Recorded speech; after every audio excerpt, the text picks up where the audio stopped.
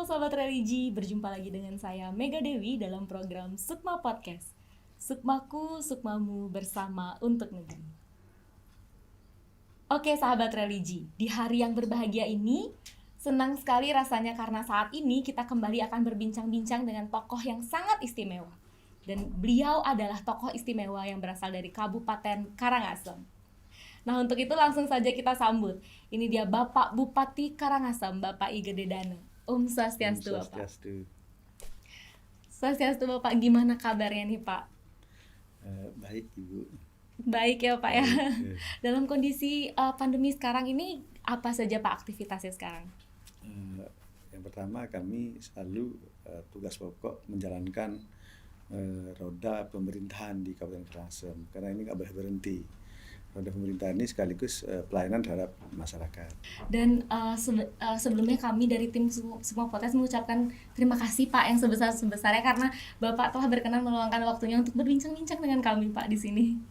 Kami juga terima kasih sudah datang ke Karangasem dengan kondisi seperti ini.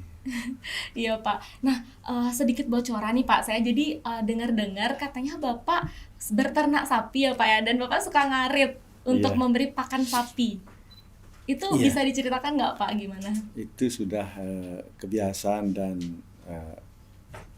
pekerjaan rutin saya dari kecil. Hanya sempat tertinggal saat merantau. Kemudian balik ke Karangasem, ikut terjun di politik, memulai lagi memelihara sapi, dan sampai saat sekarang masih memelihara sapi. Karena satu, di samping sebagai mengedukasi masyarakat, Bupati juga memelihara sapi. Gimana saya ikut. Karena di masa pandemi Covid ini petani lebih dominan untuk meningkatkan pendapatannya. Kalau hanya mengandalkan pariwisata saja, kita di Bali cukup rentan dan berbahaya. Pariwisata ini sangat mudah anjlok. Satu, kalau kondisi internasional, tidak di nasional aja gejolak, sudah pariwisata lesu. Apalagi sekarang di pandemi Covid seperti sekarang yang melanda dunia, pariwisata juga pasti sangat sepi. Bahkan Bali ini sudah minus 9,8%. Paling tinggi di Indonesia minusnya. Ini yang membuat kami di Karangasem khususnya mengedepankan sektor pertanian. Sehingga kami tidak henti-hentinya untuk memelihara sapi. Sapi bagian dari pertanian juga. Dan merupakan suatu hobi juga, itu Pak apa gimana? Kalau dikatakan hobi, tidak, karena kami dulu seperti kewajiban. Seorang anak petani yang bapak dan keluarga saya juga memelihara sapi, saya wajib memelihara sapi. Akhirnya mau tidak mau, kalau dikatakan hobi ya seperti kewajiban sudah. Bukan sekedar hobi, kewajiban sudah. Selain sapi, apakah ada lagi Pak? Saya memang suka memelihara peliharaan binatang yang dipelihara di desa. Saya memelihara ayam juga. Oh iya, ada ayam juga. Di samping melihara sapi, ayam, saya juga berkebun. Sekarang kalau mau mampir saya kasih ubi. Boleh tuh Pak nanti ya Pak. Saya punya ubi sekitar kalau di kampung namanya sekitar doang kadong gitu. Juga punya sayur-sayuran saya. Sayur terong saya punya, kelor, hampir semua. Kalau saya untuk kebutuhan rumah tangga bersayur nggak kurang, nggak beli lagi. Pepaya, hampir semua jenis sayuran saya tanam. Oke baik Pak. Jadi saya juga mendapat kiriman buku nih Pak, di mana di sana buku itu menceritakan tentang Bapak. Jadi kisah inspiratif Gede Dana, seorang anak petani yang menjadi bupati seperti itu Pak. Nah jadi di buku itu mungkin menceritakan sedikit tentang kehidupan Bapak, di mana Bapak berasal dari keluarga yang ekonominya pas-pasan atau cukup seperti itu, dan pada akhirnya Bapak sampai saat ini bisa menjadi bupati. Mungkin Bapak bisa sharing sedikit Pak pengalamannya. Pertama mungkin nasib dan memang perjalanan hidup. Saya dari kecil, jangankan untuk menjadi bupati, rasanya menjadi PNS pun nggak kebayang. Karena satu, tinggal di desa. Di desanya tidak di desa dalam lingkungan kota, di desa, di pinggiran yang orang ke Dimel. Kalau orang mengatakan di Abian, kalau saya menyebut Dimel. Dimel ngoyong, ngubuh Sampi, masuk SD jalan sekitar 1,5 kilo ngelewatin Tukad dan melewati sungai gitu. Kalau musim hujan banjir yang di desa orang gentuh, menunggu gentuhnya itu reda baru bisa pulang ke rumah. SD. Kalau SMP saya sekolah hampir 12 kilo. Kadang naik mobil tumpangan, kadang jalan kaki. Kalau jalan kaki paling cepat jam 3 sore baru datang. Masuk di SMP Negeri 1 Abang. Kalau dulu belum SMP Negeri 1. SMP Negeri Abang. Karena anak satu ada sekolah negeri di sana. Itu jalan sekitar 12 kilo. Sama juga melewati sungai, bukit itu. Di jalan-jalan kalau nepukin juwet lu alih untuk nutupi seduknya. Kalau diceritakan mungkin nggak percaya. Memang zamannya seperti itu. Tapi di saat itu ada juga yang sudah cukup kaya. Sudah ada beberapa yang bawa sepeda motor di zaman itu tahun 81 sampai 83 saya SMP. Kalau kehidupan miskin, syukur disekolahkan. Syukur saya disekolahkan sama orang tua, makanya saya tidak pernah melupakan jasa ayah dan ibu, jasa bapak yang memang tidak akan pernah saya lupakan. Justru waktu saya menjadi ketua DPRD yang pertama, bercita-cita, kan caranya pang ibu. Saya memanggil bapak itu ibu, memanggil ibu itu mbok, kan caranya ibu ajak ibu pangidang, ngajak menaik pesawat, ngajak menaik kapal namanya. Astungkari kalau ibu saya pernah saya sudah ajak naik pesawat, tapi bapak keburu meninggal. Sebelum saya dilantik menjadi ketua DPRD duluan sudah sekitar 6 bulan sebelum dilantik beliaunya meninggal. Nggak sempat saya ngajak naik kapal. Iya Pak. Lalu ketika saat itu nih Pak, ketika kembali ke masa itu kan berarti kan penuh perjuangan ya Pak ya, ketika Bapak ingin mau ke sekolah dan lain sebagainya. Apa sebenarnya yang menjadi semangatnya Bapak untuk melakukan hal itu Pak? Namanya orang miskin di sekolah kerja sudah senang. Senang sekali ya. Saya tidak menyia-nyiakan kesempatan itu. Pun hanya jalan kaki. Kadang-kadang nih kalau toh naik mobil, naik tumpangan, turunnya di Batang, jalan lagi ke rumah. Bukan langsung turun di depan rumah, jalan lagi sekitar 7 kilo. Dan kondisinya naik, agak payah juga. Tapi semangat saya saat itu, tidak ada kepikiran saya nanti akan menjadi pegawai negeri, saya akan menjadi apa, tidak. Kalau bupati dah nggak kebayang, apa itu bupati juga belum tahu saya saat itu. Siapa itu bupati juga belum tahu. Saya ingin saat itu bagaimana bisa tahu pergaulan, bisa tahu sahabat, teman jauh, kemudian kan caranya nidang hidup, itu aja. Hanya ingin hidupnya ya bertahan, itu aja. Nggak ada cita-cita yang besar, karena kemampuan keluarga juga sebatas itu. Sekolahnya juga pas-pasan, syukur bekelina. Kalau nggak bekelina ya seperti tadi, pulangnya ngali juwet di jalannya. Enggak ada cita-cita yang tinggi besar, sama sekali nggak ada, nggak kebayang. Rasanya nggak mungkin saya bisa kalau melihat kondisi keluarga. Tapi ketika lanjut pendidikan, sempat nggak Pak kebayang bakal jadi bupati atau mungkin punya cita-cita lain sebenarnya selain menjadi bupati Pak? Karena tidak ada cita-cita yang, karena bukan tidak ada maksud cita-cita, enggak ada kemampuan berupa finansial ini. Saya tamat SMP, sekolah SMA, STM dititipkan, bukan kos itu, dititipkan kepada keluarga. Dan keluarga yang dititipkan itu nggak kaya juga, dan sana nyapu paginya, ngepel, ngajang nimba air, nggak ada cita-cita sekolah di STM. Cita-citanya nanti ya tetap juga akan memburuh saya. Kalau ceritakan saya pernah jadi kernet, pernah memburuh, pernah banyak hal yang saya lakukan dari kecil. Kemudian setelah tamat STM, sempat ngabdi di dinas PU, ngabdi, nggak kontrak, ngabdi yang tidak ada pernah ngabdian sekian tahun, setahun juga nggak ada rasa, nggak mungkin akan menjadi pegawai apa, merantau di Denpasar, kerja di supermarket saya. Mungkin saat itu nih ya, saya kulit agak bersih gitu, di supermarket kan pasti kemungkinan dari 30 orang yang melamar saat itu saya diterima di supermarket. Saya sempat supermarket pengen toko itu di Gelail saya kerja dulu. Kerja hampir 3 tahun di sana. Baru dari sana saya bisa ngelamar hotel. Mungkin perjalanan nasib. Diterima di hotel. Dari sana saya sudah bisa mengumpulkan uang. Tapi pengalaman itulah yang mengajarkan kita banyak hal ya Pak ya. Iya. Pengalaman ini mengalahkan ilmu yang kita dapat di sekolah. Karena tidak di samping dapat ilmu secara otodidak, mental kita yang bagus, sehingga saya saat terjun ke politik mental sudah kuat. Diserang, diapain sudah kuat, sudah terbiasa dengan hal-hal seperti itu. Baik, luar biasa sekali Pak. Nah, jadi kami juga sering mendengar Pak bahwa memang di Karangasem ini nih Pak, di Karangasem ini adat, seni, budayanya kan sangat kental sekali Pak ya, dan kehidupan sosial beragama masyarakatnya juga sangat baik. Nah, berarti kan bisa dikorelasikan bahwa memang di Karangasem ini masyarakatnya memang memiliki moderasi beragama yang sangat baik. Nah, apa sebenarnya strategi hal itu bisa terjadi Pak di Karangasem? Pertama, Karangasem kan dari dulunya sudah beragam agamanya. Dari zaman kerajaan sudah ada. Sehingga kental sekali rasa persaudaraan.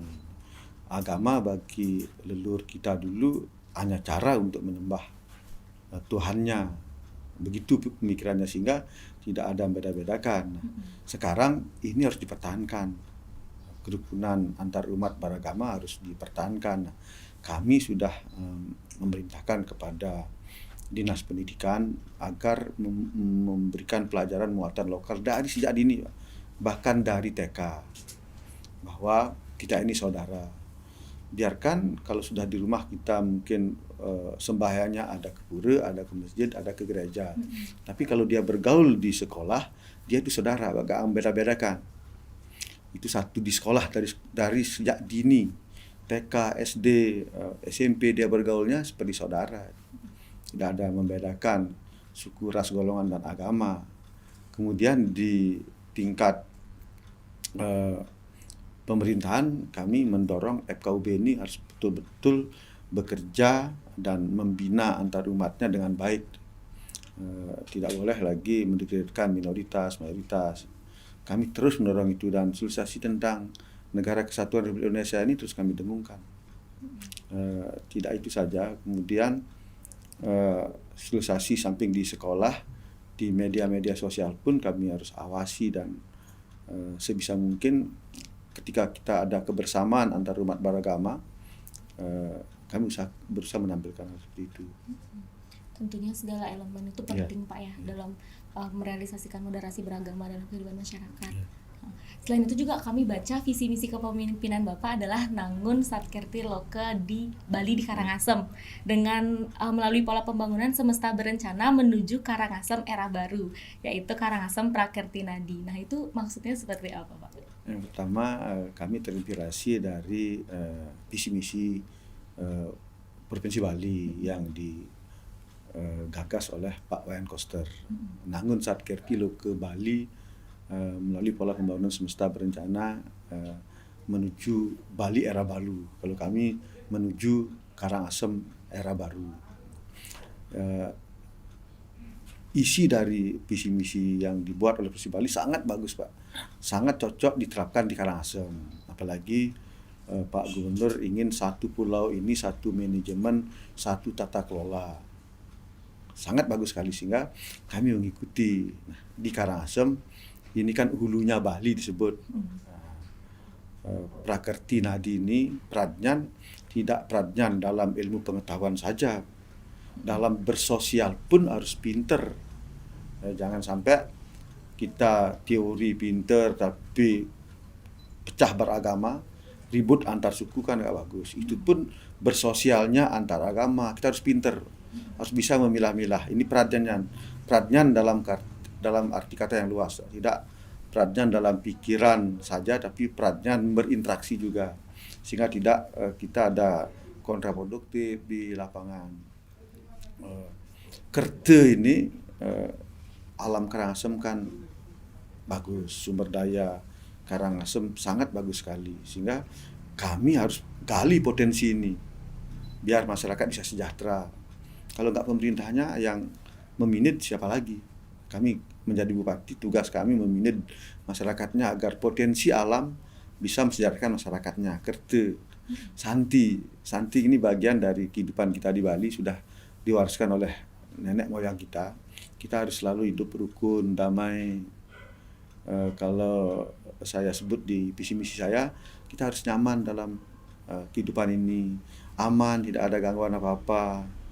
Ini yang kami kedepankan. Damai, indah, ini kan sudah bagian dari Santi. Nah, ini yang memotivasi kami dulu saat mau ikut pilkada, nyusun visi misi kami.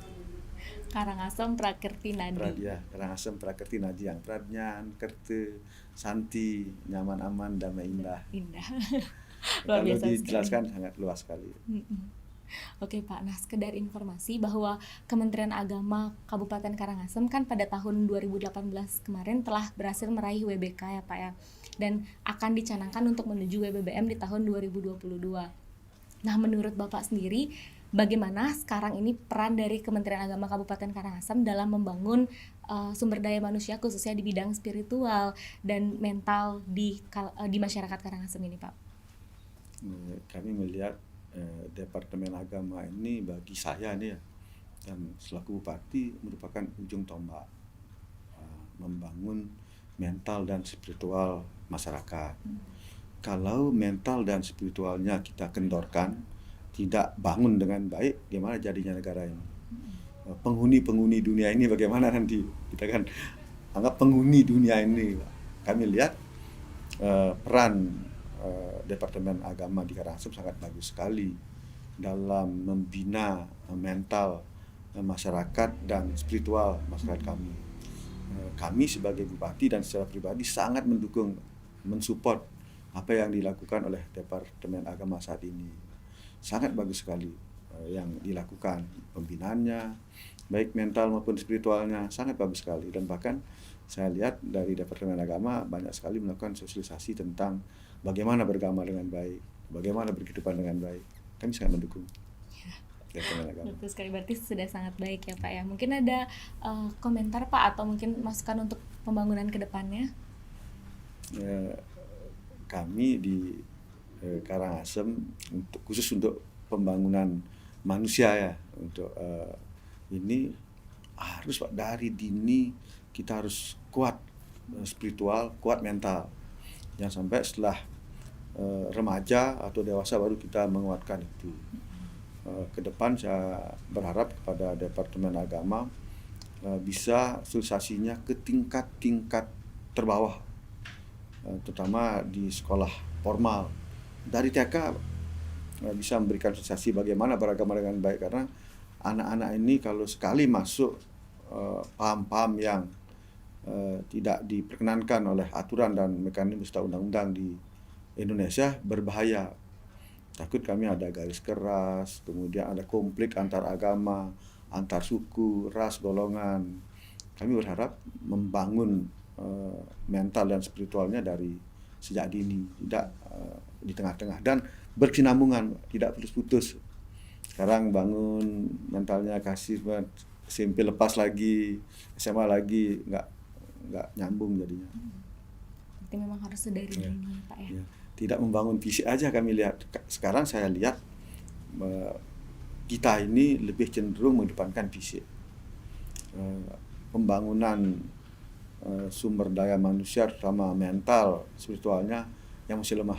Bukan di Departemen Agama saja. Saya lihat secara umum seperti itu di Indonesia ini. Oke Pak, untuk closing statement nih Pak yang terakhir, mungkin Bapak bisa berkenan memberikan sedikit motivasi atau harapan ke depannya untuk generasi-generasi muda untuk dapat membantu ikut turut serta nih Pak dalam pembangunan Karangasem ini. Saya berharap kepada generasi muda, pertama contohlah saya. Kenapa saya beri mereka contohlah saya, dari petani bisa menjadi bupati. Jangan pesimis, kedatipun orang tua tidak mampu, tidak menjadi pengusaha besar, tidak anak pejabat, jangan pesimis. Buktinya saya anak petani bisa menjadi bupati. Saya berharap generasi muda ini memiliki keinginan dan kemauan yang tinggi, sehingga bukan saya cita-cita aja dulu, kemauan dan keinginan yang tinggi. Satu, untuk membangun diri generasi muda sendiri, kemudian membangun kabupaten maupun daerah. Keinginan dan kemauan yang baik. Jangan ada rasa pesimis. Harus selalu optimis dengan perjuangan. Optimis diam sama saja. Nah, di masa pandemi Covid seperti ini, generasi muda ini harus bisa berinovasi. Apa sih yang saya harus lakukan? Jangan hanya berharap saya tamat nanti bekerja di pariwisata. Pariwisata bukan tumpuan yang utama sekarang. Petani juga akan menjadi penghasilan yang sangat baik di model-model seperti sekarang ini. Karena tantangan alam, tantangan dunia ini kita tidak ketahui apa yang akan terjadi. Sehingga pertanian adalah ujung tombak bagi memenuhi kebutuhan hidup kita. Generasi muda harus siap, jangan hanya berpikir menjadi PNS, menjadi pekerja di pariwisata, jangan itu aja. Menjadi petani sangat baik. Siapa tahu nanti dari petani bisa jadi bupati. Betul sekali, menginspirasi sekali ya Bapak. Oke Bapak, demikianlah tadi Bapak perbincangan kita, dan saya mengucapkan terima kasih yang sebesar-besarnya sekali lagi karena Bapak telah berkenan menerima kami Pak di sini. Sama-sama. Saya terima kasih juga dengan Departemen Agama, khususnya Depak Karangasem yang sudah membantu pemerintah Kabupaten Karangasem dan memberikan bimbingan kepada masyarakat Karangasem. Sekali lagi terima kasih banyak, dan kami berharap tidak henti-henti untuk mengabdi demi masyarakat dan demi Karangasem. Oke sahabat religi, demikianlah tadi obrolan kita bersama Bapak Bupati Karangasem. Dan semoga segala hal yang kita perbincangkan tadi dapat bermanfaat bagi sahabat religi dimanapun berada. Jangan takut bermimpi dan tetap optimis untuk hidup yang lebih cemerlang. Dan jangan lupa untuk like, komen, dan subscribe channel YouTube kita di bawah sini. Sampai jumpa di tayangan berikutnya.